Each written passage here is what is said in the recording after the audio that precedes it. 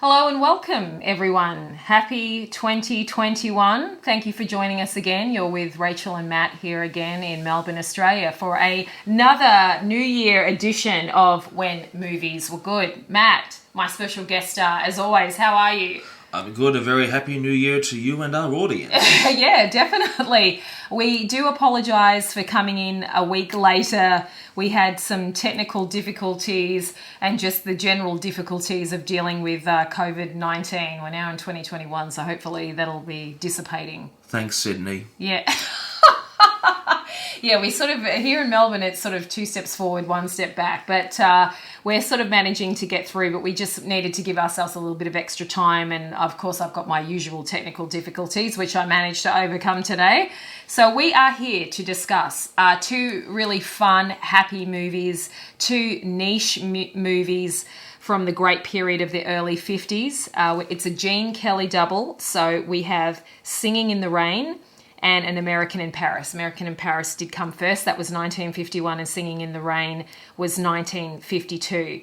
These films are the epitome of the great song and dance, wouldn't you say, Matt? Yes, they are. It was such a different experience to watch them now, particularly American in Paris, because when I last saw American in Paris, I was a teenager and I was watching a crappy old videotape I'd hired from Blockbuster. Right. But now I was watching a good version on my iPad. Yes. So a world of media apart. Yeah, it's amazing, you know, some of these old films you see as children, I guess young children today wouldn't be seeing them the way I did, and even Matt did when he was a bit younger. There's a bit of an age difference between us, but I remember these films were on Saturdays, Saturday evenings with some very famous movie show hosts that we have here in Australia. And, you know, it just fosters memories of childhood. And really, you know, these are the epitome of when movies were good, because there's just no way that you can not like these films. They're just so vibrant, colourful, fun. You know, they're a little bit kind of simple in terms of storyline or whatever, but they don't need anything else. I mean, but their musicals kind of have to be that way because they need time for both the story and the songs. Yes, that's exactly right. Yeah, I definitely agree with you there. So the first film that we'll be discussing, of course, we shouldn't probably go any further without discussing the man himself, Mr. Gene Kelly. So Gene Kelly was born, well, it was Eugene Curran Kelly. He was born August 23, 1912. So he was in the era of the Titanic, you know, if you believe that. He was actually quite a long-lived person. He sort of had a bit of a sad demise at the end, having a stroke, etc. But he lived until 1996. So he was really what you called a triple threat, even a quadruple threat. He did a bit of everything. He was an actor, dancer, singer, filmmaker, choreographer. And he was, you know, along with Fred Astaire, Donald O'Connor, you know, they were the pioneers of those athletic dancing styles with an array of beautiful women at their side and the happy-go-lucky characters. And he starred in, choreographed and co-directed some of the most well-regarded, 2 of which we're discussing today, musical films of the 1940s and 50s. And even when they did fall out of fashion into the later 50s, he still remained a force directing and starring in some other dramatic films as well. So you're a fan of his? I am, yes. Like Singing in the Rain, you can't help but smile every time you see it. The style, the numbers are so memorable. I really love the music of George Gershwin, so it was a real pleasure to watch American in Paris too. All those songs like It's Wonderful and I Got Rhythm, I find myself whistling them all the time. Yeah. It's amazing just how many of these songs you actually know. You're like, oh, I know that song. Oh, I've heard that song before. And it's lovely to see them all put together in this film. So Kelly, you know, originated, he started taking dance as a child. He seriously started studying it when he was 15 and going older. The family opened up a dance school which actually bore his name. He was a dance instructor for many years. He got his start on Broadway. Of course, he did work in an early show with Mary Martin, and I didn't want to bring it up. Yes, it's the tradition. I didn't want to bring it up, but I do want to bring it up, but I didn't want to bring it up. Who's Larry Hagman's mother? I just had to say that. Of course, there will be another connection as we go forward into this. And for once, it was a Larry Hagman connection that I knew about. Yes. Actually, Matt came to me just before we started recording and said, aha, I know the Larry Hagman connection in these films. And I said, and I confirmed that indeed was the connection. And, you know, you look at the catalogue of work that Gene Kelly did. And so he got his start on Broadway, worked his way up there, obviously, as an actor, singer and dancer. And then he came over to Hollywood and did Anchors Away. And then he was away. And then basically had an amazing run of films. He got into directing himself and directed some really famous films. You know, Hello, Dolly. Yeah. You know, and some sort of more comedic things as well. So we were reading through his whole repertoire of work earlier, and I was just not aware that he actually had such an abundance of different things. So he really kind of did it all. He had such a long career. So we'll jump into the first film that we were discussing with everyone today, and that's An American in Paris, directed by the great Vincent Minnelli. We have the beautiful Leslie Caron in her first major film role after being discovered as a dancer as well. Just such a vibrant, and that last dance sequence, oh my gosh. I was just sitting there going, wow, this is a long dance sequence. Yeah, I think the only one I've seen longer is the one in near the end of Oklahoma. Yeah, I'll have to reacquaint myself with that. But that was, there were a few long dance sequences in Singing in the Rain, but this one was really, but I suppose it was just his, I'm guessing this was his ideal concept of what his relationship with Leslie Caron's Lisa, was it? Yeah, with her, the character that she was playing in the film, of what their life and their romance could be. And then it's just beautiful how it segues back into her actually really coming up and meeting him at the end of the film.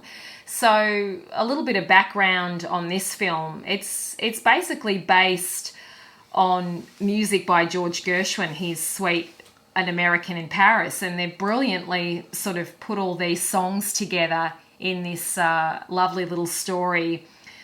So it's a film set in Paris about an American man who, is living there as a painter. There's a lady trying to help him out with his paintings. He meets her acquaintances. He meets Leslie Caron's character. She's engaged to somebody else.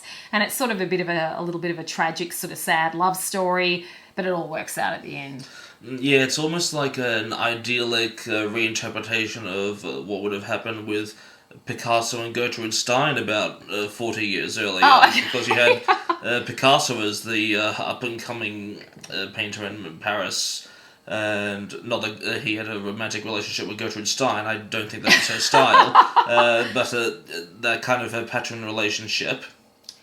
Yeah, it was. I was reading that they wanted to go to Paris to film the film, but it just couldn't be. There were just too many obstacles to overcome. So they did shoot the whole thing, other than maybe some establishing shots at the start of the film, in Hollywood on various sound stages. I think there was many sound stages used for that last big dance sequence. But I thought they did a really good job with the indoor sets, and they did, and it's because it's this big flashy musical, you expect a bit of theatricality, like it's in Technicolor and everything, so you don't mind that it's obviously been a lot of it's on canvas. It was actually funny though, I was remembering when watching American in Paris, this line from the movie Charade that Audrey Hepburn and Cary Grant made in the early 60s, and there was a line where she talked about, do you remember Gene Kelly running down here under this bridge in American in Paris without a care in the world? And ironically, I think they were actually in front of the real thing, but yeah. Gene Kelly's bridge in Paris was obviously painted on canvas. Yes, that's true. But you know what? Having that sort of you know, that indoor set thing happening in these films is not necessarily a bad thing, because it helps you concentrate more on the artistic merit of their dance and of the music. Perhaps if they were filming it outdoors, it might lose a little bit because you're then attracted to the stunning scenery. But whereas if it's sort of replicated, you know, these films are a little bit out of this world. They're like, you know, like film clips of different scenes all put together, and it's really quite stunning the way it is. Because it came out at like a similar time to Roman Holiday, which was that famous movie Audrey Hepburn made in Rome. It kind of like represents the sort of the polarized compromise you had a choice of making as a filmmaker in that time, where you could do something where they, like in Roman Holiday, where they went to Rome, where the city itself was almost like a third character. Yeah.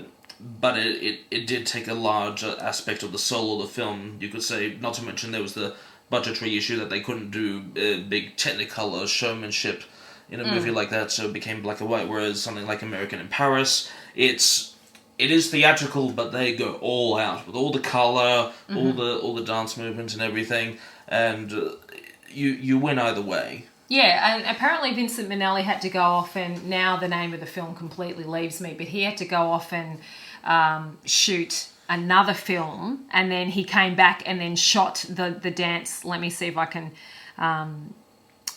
get that piece of information, but he had to actually go off and shoot the other film and then come back and shoot the end dance sequence with Leslie Caron and Gene Kelly. But Leslie Caron herself had a wonderful career. She got started in that, and of course is very well known for another Vincent Minnelli film, Gigi, which you've seen. I haven't seen that. I've only heard about it. I completely forgotten that she was played both those roles, because like they look completely different. It was after I'd seen the movie American in Paris, and I was looking up Leslie's career, and yeah, just a different hairstyle and everything. I didn't recognize her. Yeah, no, she was definitely, and she's had a very long-lived career herself. I mean, she was born in 1931, so she was quite a bit younger than Gene Kelly, but she actually only stopped acting recently. Like, she was still doing things well into the 2000s. Like, she did an episode of Law and Order, and yeah, she was in Chocolat, I think, and a few other films, so early on.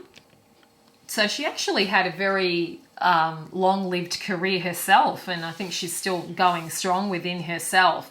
So yeah, so some of the songs in this film, you know, I Got Rhythm, Embraceable You, which is a lovely song, and Swonderful, which is fantastic. But of course, the big showpiece one is the American in Palace, the ballet that they do, which is the long piece that Gershwin did, which the that cost a fortune to make. Yeah, I can imagine it did. What do you think about the way the setting of the film, how it was staged? I think all the indoor sets work very well for it, because I think it really lends itself to the singing and to the dancing. The only scene where it's kind of overwhelmingly artificial, I think, is when Gene Kelly's doing his romancing on the bridge over the Seine, I think it is. Yeah. The indoor scenes, like, obviously, because buildings are painted indoors anyway, so you don't mind that. No. It isn't so obvious. But like the cafe backdrops worked very well. Yeah, and I just thought the scenes with the children in it were great. The colour, the vibrancy of it. In terms of storyline, I think I probably preferred this storyline to Singing in the Rain. Yeah. Because Singing in the Rain kind of jumped around a little bit for me, but this one was a little bit, it sort of started somewhere and finished somewhere, and it was a bit more linear for me. And I really felt that they did, like Leslie Caron and Gene Kelly did have a very good chemistry, and even the actor playing her partner, he did a very good job as well. Let me just bring up his name here. I'm going to mispronounce it. So Oscar Levant was the friend who was the pianist, and Georges Jutari as Henri Barral. So I thought he was great as well. I thought everyone did a really good job in this film. And of course we had the cameo of Hayden Rourke. Yes, who's best known as Dr. Bellows on I Dream of Jeannie, starring a particular Larry Hagman. Yep, that's become something of a tradition here. Any movie we watch, there'll be something to do with Larry Hagman and in of it. course, he's never going to be in any of the films that we discuss because his acting sort of era, even the films he did make, was sort of the early 60s onwards. So unfortunately, we won't be able to discuss any. But we do manage to kind of make him the Forrest Gump of Hollywood. He just shows up everywhere. And especially considering who his mother was, there should be a pretty much a tie to him in every sort of film that we discuss. So I really enjoyed this film. I was having a few technical difficulties watching this film, so I was actually happy when I got the thing playing, and then it worked quite well. So definitely a thumbs up for me, and I think for Matt, you. Oh, I love it. I would, if I were directing such a production now, I'd be hesitant with the ballet scene at the end because a lot of people just don't have the mindset for following a narrative that in that kind of purely physical form. But I think it's one of the examples of where it's used that I think it's done quite effectively. The one in Oklahoma, I thought was a little too far. I think I feel like I would have liked to have said to the director, if you want to direct a ballet, direct a ballet. Yeah.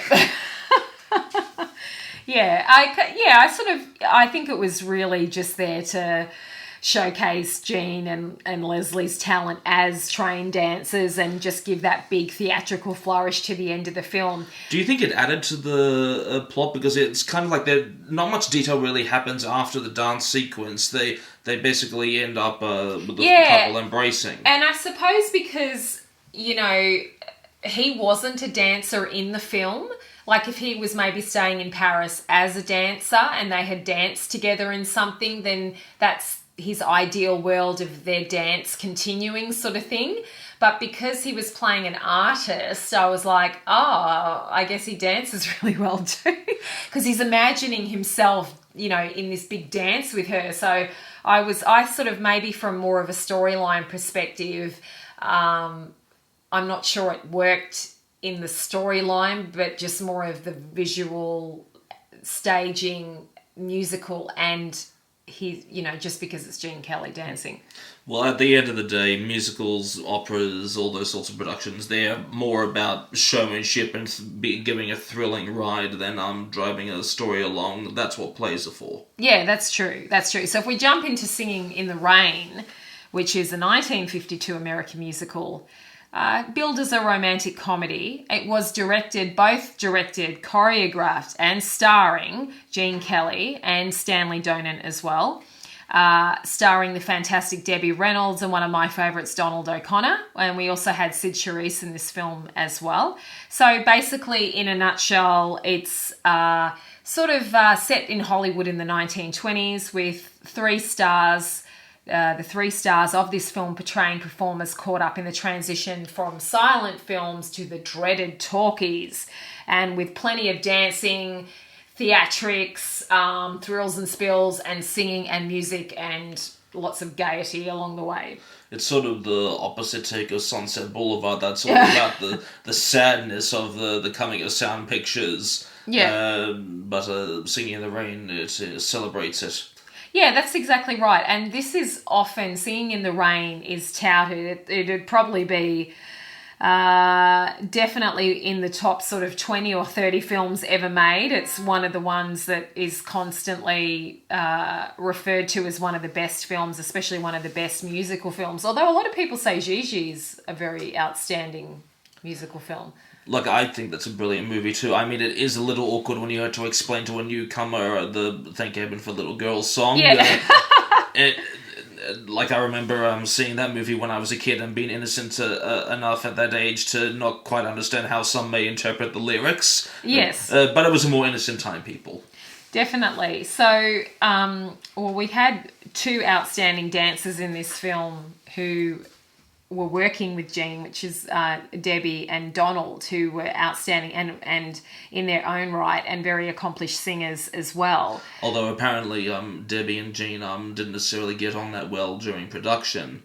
And we were discussing this before the podcast. You were talking about Jean's temperament Well, he wasn't the difficult person like Rex Harrison, where he just thought he was God's gift. It was more that he was a very a very high level perfectionist, and apparently Debbie Reynolds, her background was more in gymnastics than dancing, which meant that she had more than the athletic ability. But unlike Fred Astaire, who had the patience to teach Ginger Rogers for the craft, so they developed a great relationship. That wasn't the case with them. They did, as far as I know, one picture, and even Gene Kelly himself later admitted, in retrospect, I kind of don't understand how Debbie ever even spoke to me again, because he was just very demanding. Oh, okay, yeah, it's sort of... Oh, Rita Moreno was in this film as well.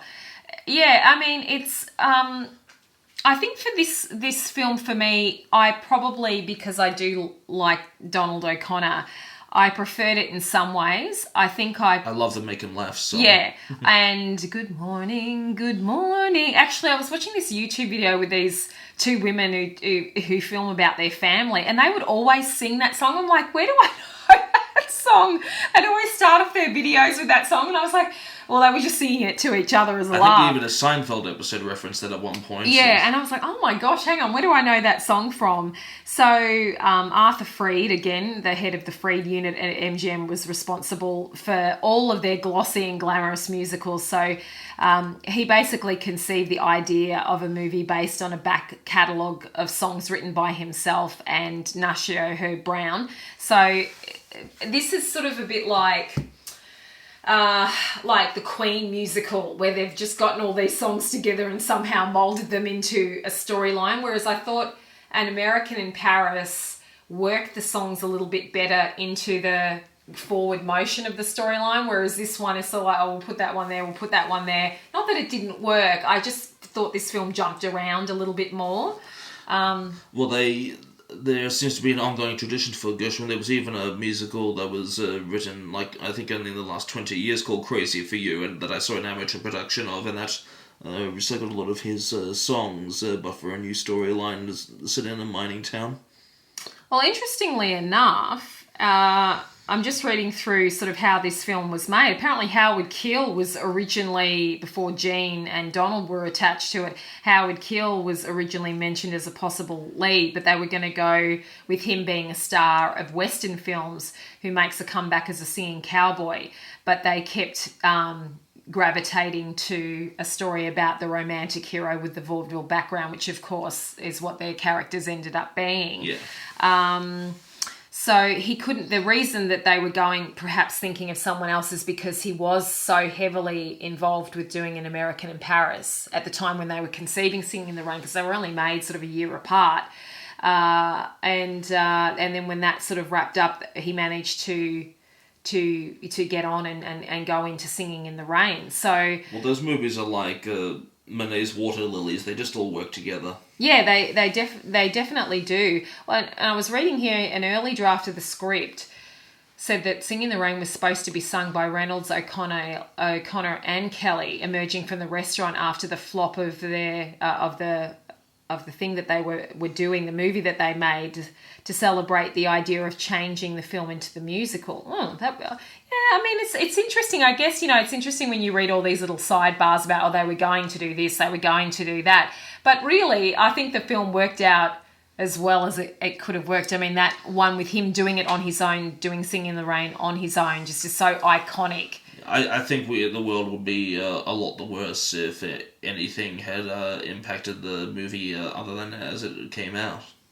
Yeah, that's it. Well, here we go. This is further to your story. Debbie Reynolds was not a dancer when she made Singing in the Rain. Her background was as a gymnast, and Kelly apparently insulted her for lack of dance experience. So, I think he was having a background as running a dance school. He was often quite impatient with female leads because he had a lot of experience where he'd be teaching girls who'd be doing this during school, but sort of once they reached late adolescence and they started getting married and having their own homes and stuff, they often dropped out at high rates, and I think they gave him a rather unfair unfair attitude with a lot of his female co-workers. Yeah, I mean, that they couldn't commit at the same obsessive level as he did. Yeah, that's right. And I guess for women, it is sort of hard to balance that, whole thing with being a mother and still trying to keep your career going. And I was reading here that after shooting the Good Morning routine, which had taken from 8 a.m. till 11 p.m. to shoot, Reynolds' feet were bleeding. So, well, Donald O'Connor was apparently in hospital for a week after doing the Make 'Em Laugh number. Oh, really? Yeah. My gosh, when he flipped off that wall, I was like, wow. I know Donald O'Connor was, a master of the sort of pratfalls and all that sort of stuff, but wow. Yeah. There was a Fred Astaire scene like that, I remember, but at least they made the room turn around him instead. Yeah, that's true. Although, here we go. Donald O'Connor had to stay in bed in the hospital for several days after filming Make 'Em Laugh due to his smoking up to 4 packets of cigarettes. So he must have just burnt his lungs out or something. Must have. It shocks me even now, apparently, it's quite common for dancers to be smoking. And, don't you want the lung capacity, people? Yeah, You're essentially athletes. Yeah, exactly. Because Patrick Swayze was a chain smoker. And I thought, how can you be a chain smoker? You're a trained dancer. But it's unbelievable. And then you see people who are like chain smokers and they're singers. I don't know how...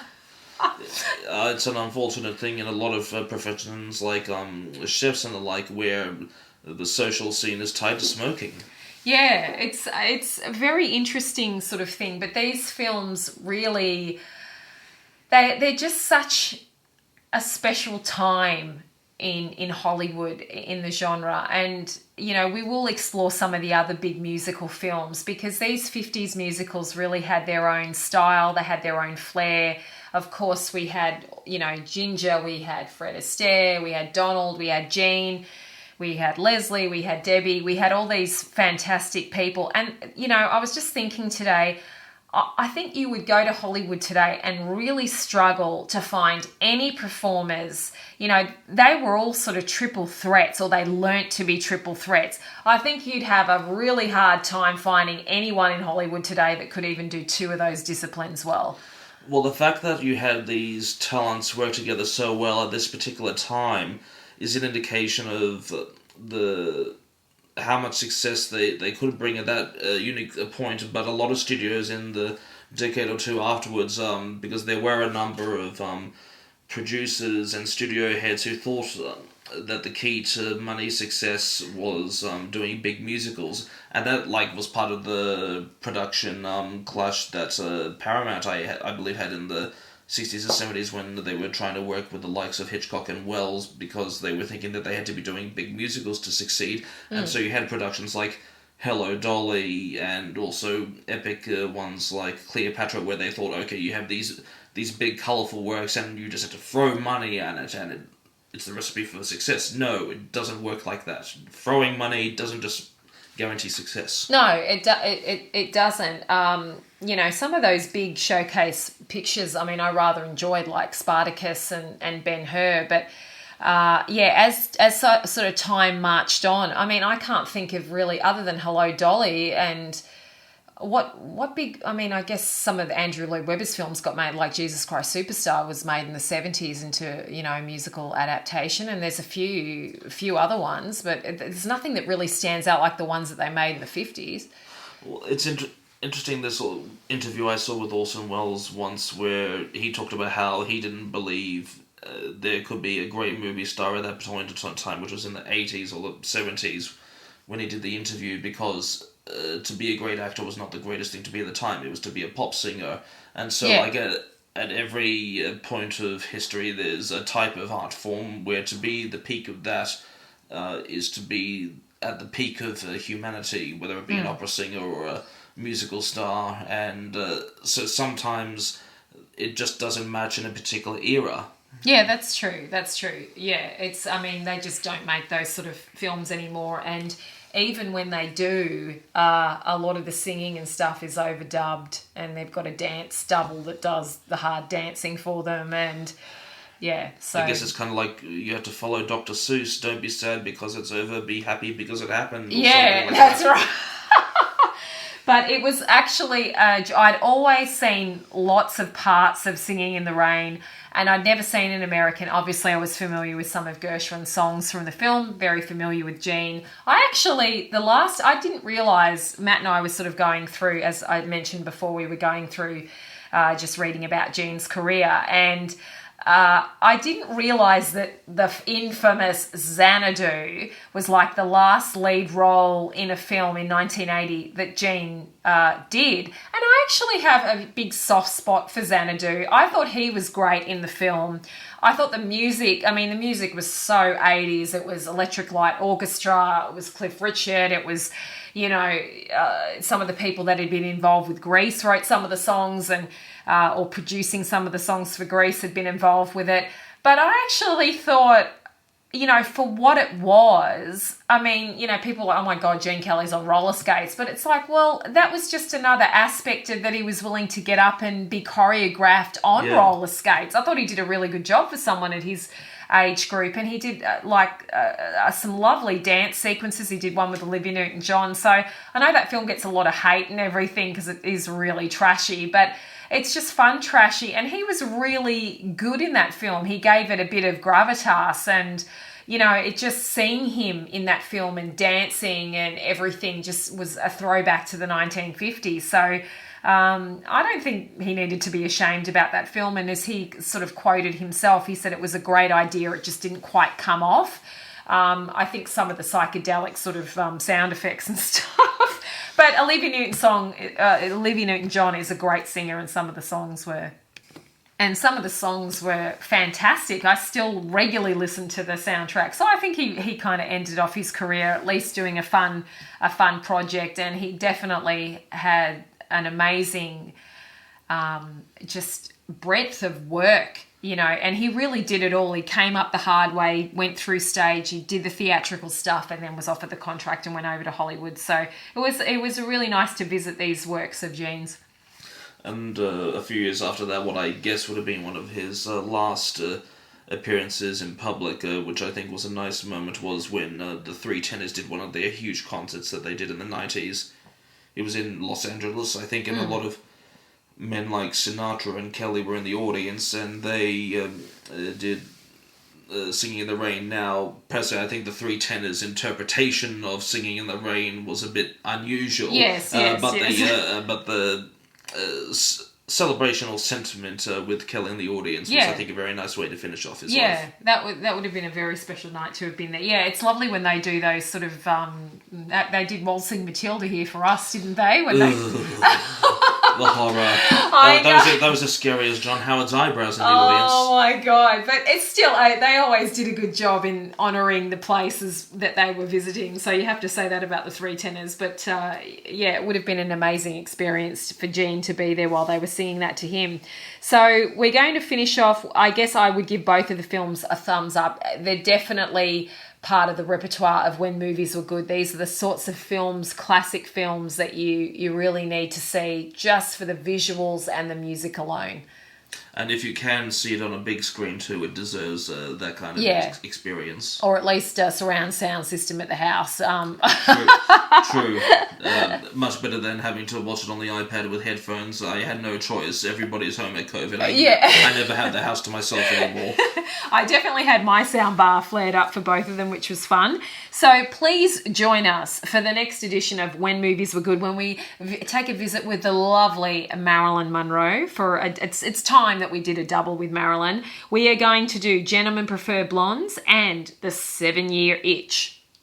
Yes, that's the movie with the dress. That's right, the dress, and everything about Marilyn is iconic. So join us again in a couple of weeks when we visit with Marilyn Monroe for two of her famous movies. And in the meantime, I'm Rachel. I'm Matthew. And we're watching good movies. Thank you and good night.